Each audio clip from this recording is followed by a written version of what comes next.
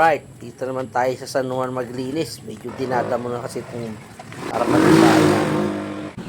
Parang may naamoy ako hindi maganda. Gilid kasi pumupunta na sa kalsada yung mga damo eh. Lumiliit na yung daan. Di totoo yan. Kaso lang, hindi kinakaya ng linggo ko eh. Masyado kasing maliit. Bola lang yan. Dahil kulay orange yung tangkay ng linggo ko, kukwento ko na lang sa inyo yung alamat kung bakit kulay orange at tinawag na tokneneng. Ang tokneneng.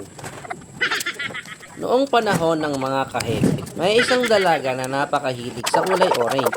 Meron siyang jowa na Power Ranger. Asan na yung talim? Ayun, tuloy.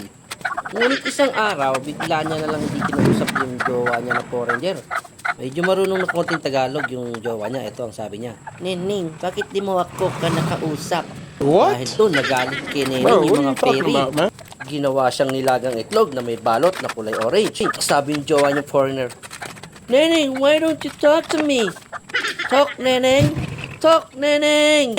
At simula noon, tinawag na itong Tok Neneng. Bali. Grabe, ang sisipag ko talaga. Baka naman ma-recognize na ako ng tupad nito tsaka akap. So, ayun, dahil hindi ko kayang tapusin na isang gawaan lang, ako hinihingal na, bukas naman uli. Bye-bye!